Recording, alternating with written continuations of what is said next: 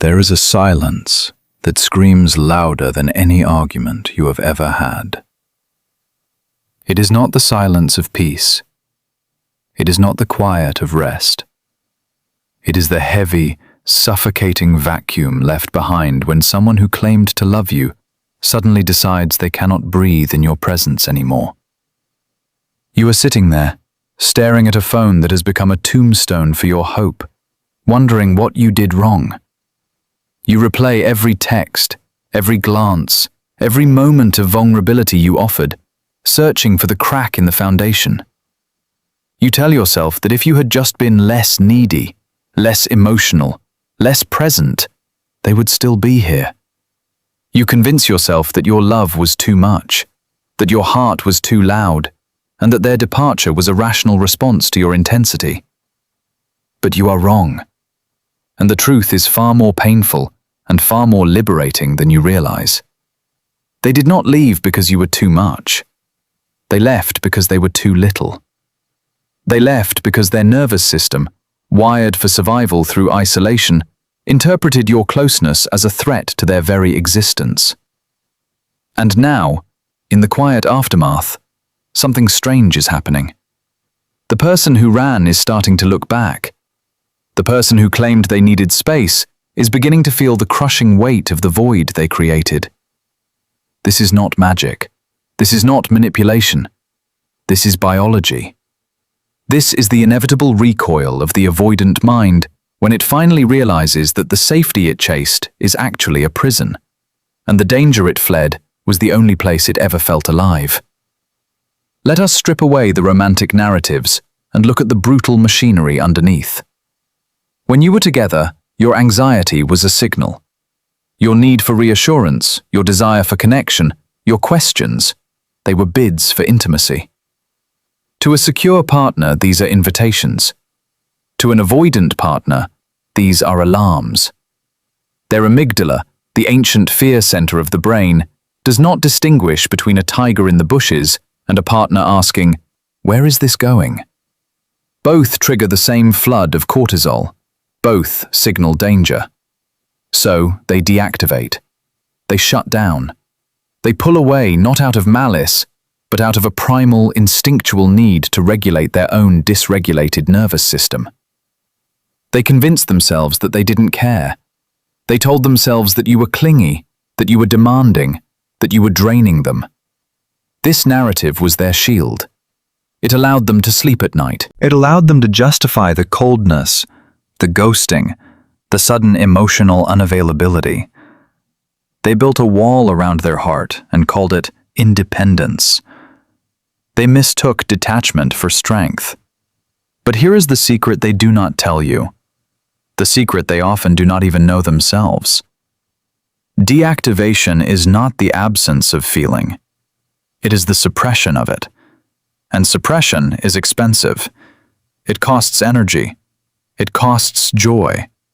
It costs the ability to feel anything at all. When they left you, they felt a surge of dopamine. It is the chemical reward of relief. The pressure was off. The demands stopped. The expectations vanished. For a few weeks, maybe even a few months, they felt free. They felt powerful. They told their friends they were finally focusing on themselves, on their career, on their hobbies. They curated an image of effortless solitude. But the human brain is not designed for permanent isolation. We are social creatures, wired for co-regulation. Without the mirror of another soul, the avoidant begins to fade. The silence that once felt like freedom begins to feel like emptiness. The independence that felt like strength begins to feel like loneliness. And this is where the shift begins. This is where the psychology turns against them. As the initial high of freedom wears off, the cortisol levels drop, and the defensive walls begin to crumble. The avoidant mind starts to process the loss, but it does not process it the way you do. You processed it with grief, with tears, with a desperate attempt to understand. They process it with delay. Their emotions are stored in a backlog, waiting for the threat to pass. Now that you are gone, now that you are no longer a threat to their autonomy, the backlog opens. And what pours out is not just sadness. It is obsession. They start to remember the things they suppressed, the warmth of your hand, the sound of your laugh, the way you looked at them with such unconditional regard. They begin to idealize the past. This is known as the phantom ex phenomenon. When you are present, you are real. You have flaws, you have needs, you are human. When you are absent, you become a fantasy. You become perfect. You become the one who got away. They do not miss the reality of the relationship. They miss the idea of it. They miss the safety of knowing someone was there, without the burden of having to show up for them. But there is a deeper layer to this. It is about power. In the dynamic between an anxious and an avoidant partner, the anxious partner often holds the emotional labor, while the avoidant partner holds the control. By pulling away, they controlled the distance. By withholding affection, they controlled the pace. But when you stop chasing, when you stop texting, when you stop trying to fix what is broken, you take that control back. You disrupt the pattern. For the avoidant, your silence is deafening. It is unfamiliar. It is terrifying. They are used to you being the anchor, the constant, the one who waits. When you disappear into your own life, when you begin to heal, when you start to glow with a light that no longer depends on their validation, they feel a profound sense of loss. Not just of you, but of their own significance. They realize that they were not the sun in your solar system. They were just a planet, and you have found a new orbit. This is the moment they start to watch. They check your social media, not out of curiosity, but out of a desperate need to gauge your pain. They want to see that you are suffering. They want to see that you are waiting. Because if you are waiting, they are still safe. They are still in control. But when they see you thriving, when they see you smiling, when they see you living with a vibrancy that they never saw when you were begging for their crumbs, something shifts in their chest. A pang of regret, a spike of anxiety. The roles reverse.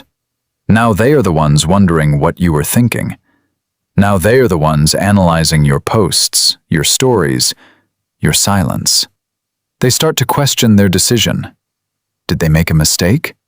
Was the grass really greener? Or was it just dry?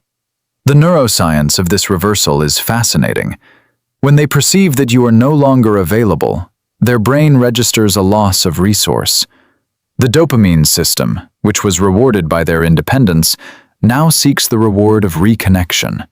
But because they are avoidant, they cannot simply ask for it. They cannot say, "I miss you." That would require vulnerability, and vulnerability is the enemy. So they test. They send a casual text, a meme, "Hey." It is a probe. They are testing the waters to see if you are still there, still waiting, still ready to absorb their emotional debris. If you respond with enthusiasm, if you jump back into the dynamic, you relieve their anxiety, but you also confirm their bias. You prove that they can leave and return without consequence. You prove that your worth is contingent on their attention. And so the cycle repeats. They pull away again. The relief returns. The boredom sets in. The chase begins anew.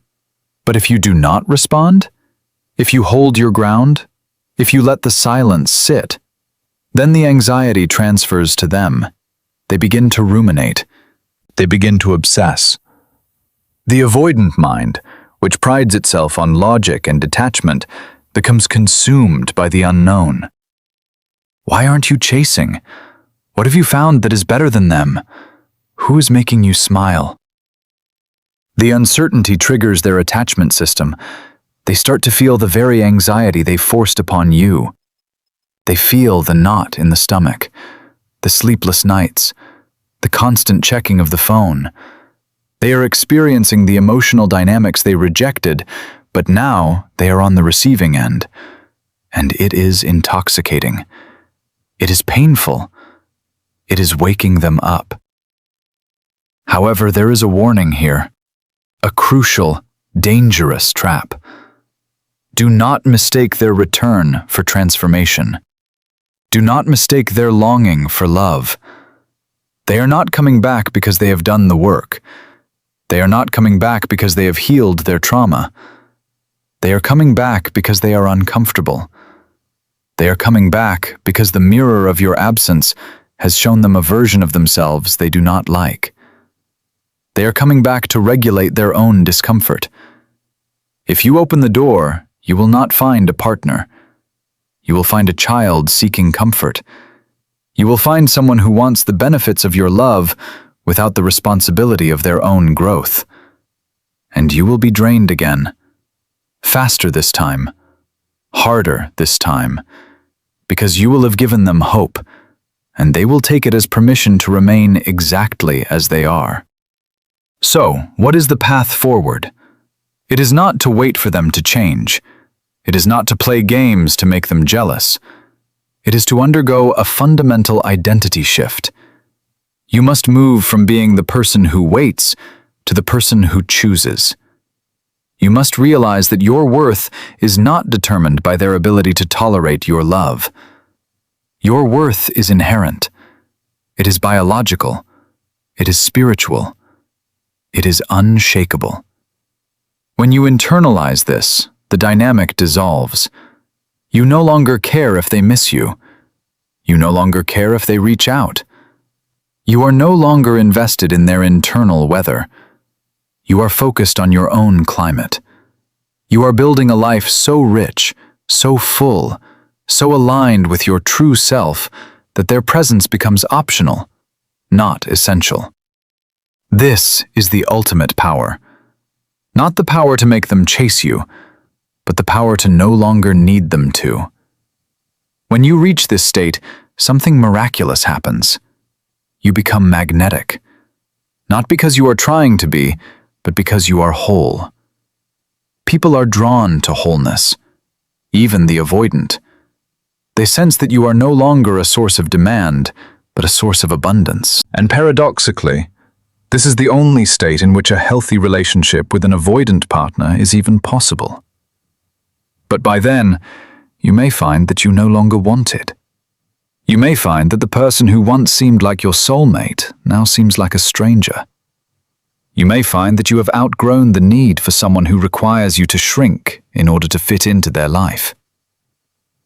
Think about the last time you felt truly seen. Not just looked at, but seen. Deeply, fully, unapologetically seen. Did you have to earn it? Did you have to beg for it?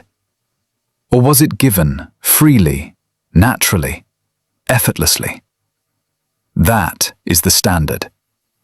Anything less is a distraction. The pain you feel now is not a sign that you lost something valuable. It is a sign that you are shedding something that was never yours to keep. It is the pain of growth. It is the pain of the caterpillar breaking open to become the butterfly. It is messy. It is scary. But it is necessary.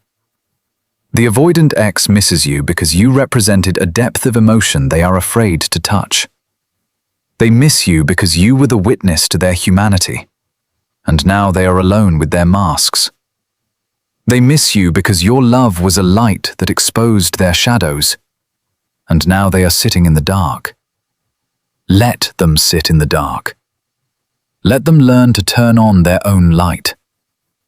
Do not rush in with your candle. Do not sacrifice your flame to warm their coldness. Stay in your light. Build your fire. Tend to your own garden. As you do this, you will notice a change in your own nervous system. The constant hum of anxiety will quiet. The cortisol spikes will decrease. Your body will begin to trust that you are safe, not because someone else is protecting you, but because you are protecting yourself. You will sleep better. You will breathe deeper. You will think clearer. And from this place of clarity, you will see the relationship for what it was. Not a tragedy, but a lesson. Not a failure, but a stepping stone. You will see that their avoidance was never about your inadequacy. It was about their limitation. And you are not responsible for fixing their limitations. You are only responsible for honoring your own potential. So, let them miss you. Let them wonder. Let them obsess. Let them feel the weight of the silence they created. It is not your job to fill it. It is your job to transcend it. You are moving into a new chapter, one where you are the protagonist, not the supporting character in someone else's fear story. You are rewriting the narrative. You are defining love not as desperation, but as choice. Not as need, but as sharing. Not as survival, but as thriving.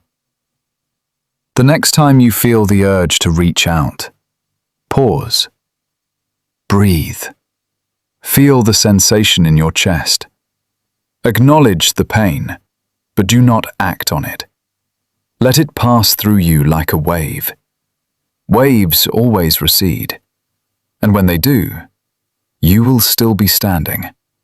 Stronger, steadier, more yourself. This is the transformation. This is the victory. Not getting them back, but getting yourself back. And once you have yourself, you will never be lonely again. Because you will have the one person who will never leave you, never reject you, and never require you to shrink. You. The world is vast. There are people who will meet your intensity with their own. People who will see your vulnerability as courage, not weakness. People who will run toward you when things get hard, not away. But you will not find them if you are looking backward. You will not find them if you are stuck in the echo chamber of someone who could not hear you. You must turn around. You must walk forward. Into the unknown. Into the possibility. Into the life that is waiting for you. Not the one that left you. This is your moment. Not to win them over, but to win yourself over. To choose yourself fiercely, relentlessly, completely. The silence is not empty. It is full of potential. It is full of you. Listen to it. Trust it. Become it. And watch how the world changes when you finally stop apologizing for taking up space. Watch how the right people appear when you stop making room for the wrong ones. The avoidant ex is a ghost. Let them haunt the past. You belong to the future. And the future is bright. The future is yours. Take it.